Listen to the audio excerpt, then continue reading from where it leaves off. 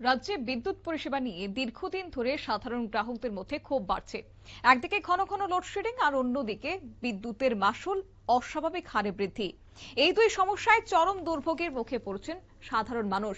বিদ্যুৎ পরিষেবার এই সমস্যাগুলি দ্রুত সমাধানের দাবিতে বুধবার উদয়পুর বিদ্যুৎ দপ্তরের বিভাগীয় অফিসের সামনে সিপিআইএমএল এর উদ্যোগে গণধর্ণা কর্মসূচি অনুষ্ঠিত হয়।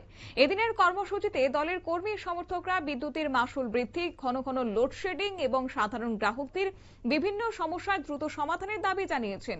বক্তারা অভিযোগ করেন যে বিদ্যুৎ পরিষেবা নিয়ে দীর্ঘদিন ধরে সাধারণ মানুষের মধ্যে অসন্তোষ থাকলেও সমস্যাগুলির সমাধানে প্রশাসন কিংবা সংশ্লিষ্ট দপ্তরের পক্ষ থেকে কার্যকরী উদ্যোগ চোখে পড়ছে না। গণধর্ণা কর্মসূচিতে বক্তব্য রাখতে গিয়ে কি বললেন সিপিআইএমএল এর রাজ্য সম্পাদক পার্থ কর্মকার, শুনুন।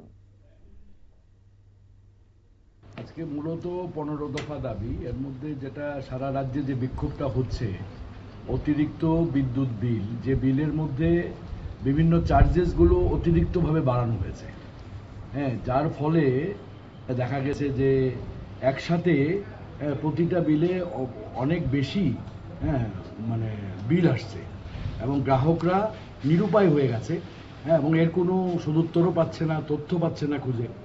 এবং বেশ কিছু চার্জেস এমনভাবে লাগানো হয়েছে যেগুলোর মানে ফর্মুলা কি, রেগুলেশন কি, আইনের ভিত্তি কি, এগুলো পরিষ্কার নয়।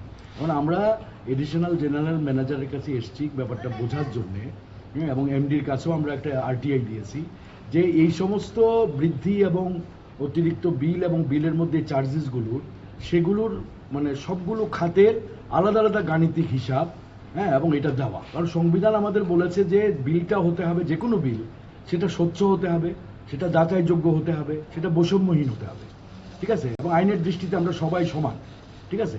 তাইলে একটা আইন তৈরি হলে, হ্যাঁ, আইনটা সংবিধান সম্মত হতে হবে এবং সবার জন্য সমান হতে হবে।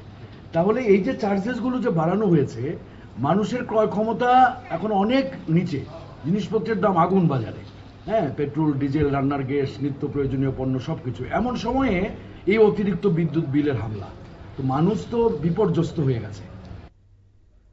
বিশেষ করে নিম্ন ও মধ্যবিত্ত পরিবারের ক্ষেত্রে বর্ধিত বিদ্যুৎ বিল যথেষ্ট চাপ সৃষ্টি করছে বলেও তিনি দাবি করেন। এদিনের গণধর্ণা থেকে সিপিআইএমএল এর পক্ষ থেকে সরকারের কাছে বিদ্যুতের বর্ধিত মাশুল অবিলম্বে কমানোর দাবি জানানো হয়।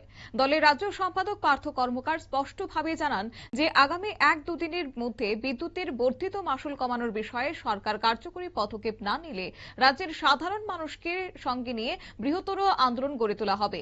বিদ্যুৎ পরিষেবার সমস্যা দ্রুত সমাধান, বর্ধিত মাশুল প্রত্যাহার এবং গ্রাহকদের স্বার্থে স্বচ্ছ ও কার্যকরী ব্যবস্থা গ্রহণের দাবিতে এদিনের কর্মসূচিকে ঘিরে উদয়পুর রাজনৈতিক মহলেও চর্চা শুরু হয়ে গেছে। নিয়ে নিচ্ছে ছোট্ট একটি বিজ্ঞাপন বিরতির, সঙ্গে থাকুন।